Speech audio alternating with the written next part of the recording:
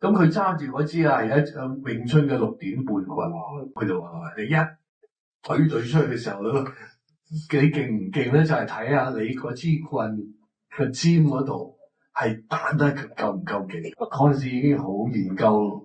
好科學化地研究功夫啊！嗰時有校際比賽打boxing，咁咧就小龍嗰時就學緊詠春嘅。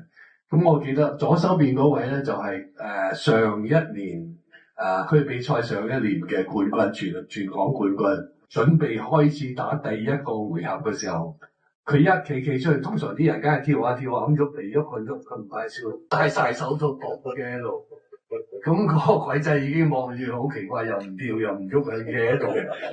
咁一叮一響，我就記得小龍咧，哇係一支箭，用直衝錘，係咁衝埋打到你見到佢喺度退緊後，跟住打咗一路懟到埋個角落頭度，跟住就打咗幾拳個頭，我記得，跟住佢就瞓咗喺度，咁啊完咗啦，嗰場就係咁解。